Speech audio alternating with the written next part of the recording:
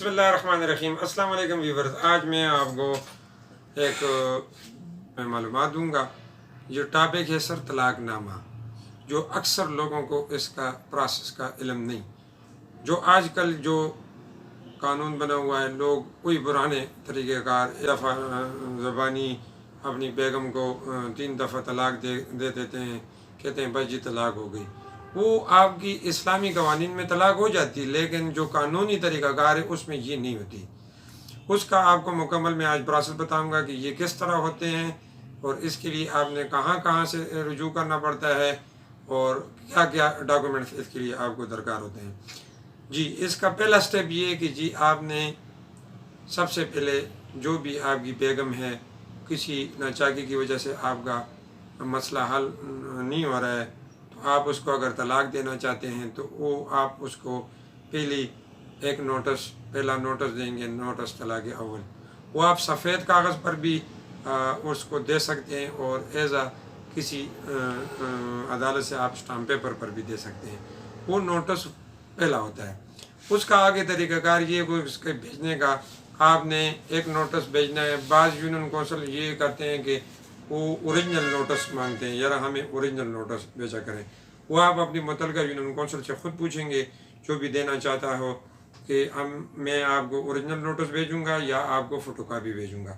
आपने इसी तरह एक कापी अपनी यूनियन कौंसिल को या ओरिजिनल यूनियन कौंसिल को एक कापी आपने ज़रूरी उस लड़की के नाम पे भेजनी है और एक अपने पास रखनी है, अगर अदालत से आपने करना हो। और अगर ख़ुद से करेंगे सफ़ेद कागज़ पर तो यही तरीक़ाकार है। ये आप बाई हैंड भी उनको दे सकते हैं, लेकिन रिकॉर्ड आपके पास होना चाहिए। यार जी वसूली होनी चाहिए, मतलब है अगर आप बेगम को बेचना चाहते हैं तो उसकी वसूली आपके पास हो, यार उसने वसूल किया। वो कल केस भी सकती है, यार केस भी कर सकती है। अगर आप एकदम उसमें दरमियान में फ़ौत हो जाएं, वो कह सकती है यार जी मुझे तो कोई नोटिस नहीं आया, मैं इसकी बीवी हूँ। वो आप उनसे वसूल करा सकते हैं। तो बेहतर यही है, आसान तरीका ये है, किसी डाखाने से आपने रजिस्ट्री कर लें, यूनियन कौंसिल को भी और अपनी मुतल्लिका जो बेगम है उसको भी कर सकते हैं। इसी तरह महीने बाद आपने नोटिस दोन देना है, यही तरीक़ाकार है। ओरिजिनल आप अपनी यूनियन कौंसिल से पूछ लें कि यार आपको भेजनी है, उनको भेज दें, और एक कापी आपने यूनियन कौंसिल को भेजनी है जिसमें आपका निकाह दर्ज हुआ हो, उस यूनियन कौंसिल को भेजनी है, दीगर किसी यूनियन कौंसिल को नहीं। फिर तीसरा, फिर महीने बाद आपने 3 महीने पूरे करने हैं, यही इसी तरीका है। आपने नोटिस उसमें देना है और तीसरे नोटिस में आपने ये ज़िक्र खामखा करना है, क्योंकि तीसरे नोटिस के बाद आपके पास बिल्कुल ख़त्म हो जाता है निज़ाम, अब वो आपकी बीवी नहीं रही थी। आपने उसमें ये ज़िक्र करना है कि ये आज के बाद मेरा इसके साथ कोई लेन देन नहीं रहा और हमारा मसला हल हो गया और मैंने अगमार वग़ैरह उसको दे दिया है, कोई लेन देन हमारी बाकी नहीं रही और ना ही मैं आज के बाद इसके किसी कौल व फ़ैल का ज़िम्मेदार हूँगा। यही तरीका है बेचने का। रजिस्ट्री करनी आपने, असल तरीका ये कापी बाई हैंड नहीं देनी। वो कह भी सकते हैं हमारे पास नहीं पहुंची जी, हमें नहीं दिया इसने नोटिस, वो आपकी बीवी रहेगी। इस दौरान अगर आप नोटिस पहला दे दें, दूसरा दे दें और आप रुजू करना चाहते हैं तो आगे आपके रुजू भी कर सकते हैं, वो आपकी बीवी रहती है, आप रुजू भी कर सकते हैं। अगर आपके दरमियान सुलह सफाई हो तो ये अच्छी बात है, आप सुलह भी कर सकते हैं 2 के बाद। तीसरा हो जाए तो उसके बाद रुजू नहीं, वो अलहदा तरीका है सर, वो मैं अलहदा इंटरव्यू में आपको बताऊँगा। अगर आप फिर उसके साथ निकाह करना चाहते हैं तो वो क्या तरीक़ाकार है।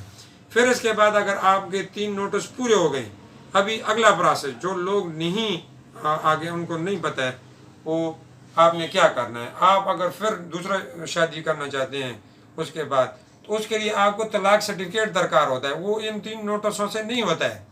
निकाह रजिस्ट्रार जो होता है वो इन 3 नोटिसों से आपका निकाह नहीं दर्ज करेगा। ज़बानी आपका निकाह हो जाएगा लेकिन रजिस्टर नहीं होगा। उसके लिए जब आप 3 नोटिस दे दें, उसके बाद 10-15 दिन के बाद आपने उसी यूनियन कौंसिल को जाना होगा जिसमें आपका निकाह दर्ज हुआ है और जिसको आपने अपने नोटिस भेजे हुए हैं। उस यूनियन कौंसिल में आपने जाना है, उधर सेक्रेटरी के पास आपने जाना है, मैंने 3 नोटिस दिए, मुझे तलाक सर्टिफिकेट दे दें। वो आपको कंप्यूटराइज तलाक सर्टिफिकेट उस बीवी का देंगे जिसको आपने तलाक दी होगी।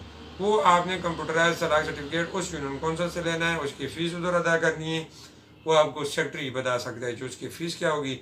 आपने वो सर्टिफिकेट लेके ओरिजिनल किसी को नहीं देना है, अपने पास रखना है اور جب آپ دوسری کوئی شادی کریں گے، نکاح کریں گے کسی عورت کے ساتھ، تو وہ طلاق سرٹیفکیٹ آپ سے وہ نکاح رجسٹرار مانگے گا. یہ طریقہ کار ہے سر. آپ نے یہ خواہ مخواہ کرنا ہے، بعض لوگوں کو نہیں پتہ ہے، یہ آپ نے کرنا ہے. جی کوئی سوال سر؟ کرسچن یہ جناب جس طرح آپ نے بتا دیا کہ سادے کاغذ پہ بھی آپ طلاق نامہ وغیرہ تحریر کر سکتے ہیں اور اسٹامپ پیپر پہ بھی تحریر کر سکتے ہیں، اور ان کو آپ نے بتا دیا کہ باقاعدہ ان کے ایڈریس وغیرہ پہ وہ پوسٹ کرنی ہے.